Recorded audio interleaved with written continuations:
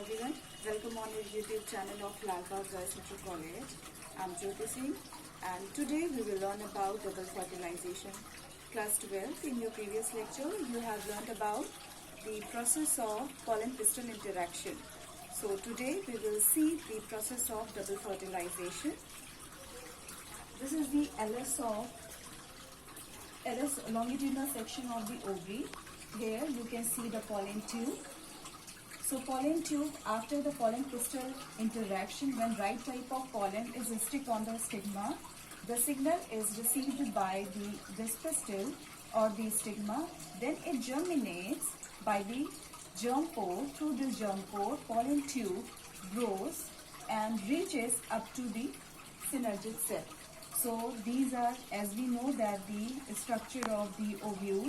In ovule, you have a 7-cell or 8 nuclei structure in which you can see that 2 cells are your synergic cell, 1 is your egg cell, and 2 are the polar nuclei, and 3 at the opposite end, which is your chalazial end. You can see the antipodal cells are present. So this is the typical structure of an ovule. Now we will see how the process of fertilization or double fertilization takes place. So what happens? Pollen grain is a 2-cell stage. Some species shed the pollen grains in 2-cell stage, and some pollen grains in some plants, pollen grains are shed in 3-cell stage. So here I have taken the example of 2-cell stage. What happens when pollen grain is shed? The 2-cell stage, in which one is your vegetative cell and second is your generative cell.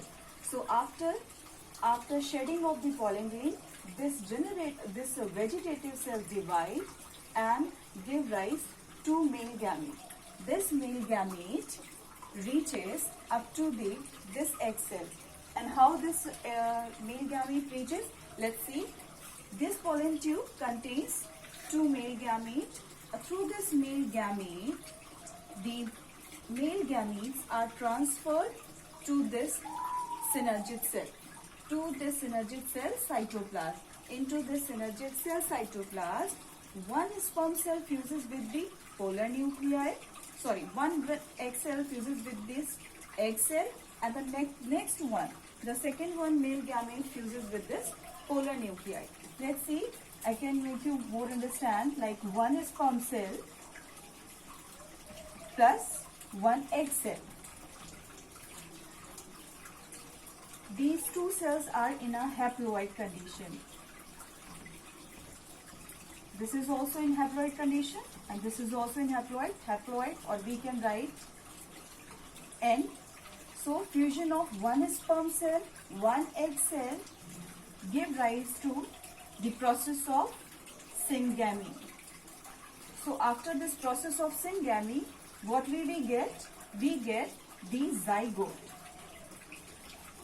Alright, so let's see where second fertilization takes place. This is the first fertilization is taking place, and here the second male gamete fuses with the polar nuclei. So we can write one sperm cell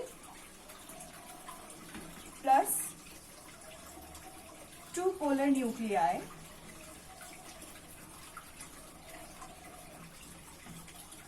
this fusion results in, this fusion is called triple fusion, and this process results in the formation of primary endosperm cell. Alright children, so you can see that in this ovule you have got 2 types of fertilization. One you can see with this egg cell and second with this polar nuclei. So one sperm cell fuses with the egg cell. This process is called syngamy, or you can write fertilization. And this process results in the formation of zygote. And in the second event, one sperm cell is fuses with the 2 polar nuclei. This process is called triple fusion. Why this is called triple fusion? Because one sperm cell contains 1 nuclei and 2 polar nuclei, which I have already told you in your previous lecture, that polar nuclei contains 2 nucleus. So here we have 2 nuclei. So just count it, 1, 2 and क्या हो गया? 1 plus 2 is 3. That means 3 nuclei are found.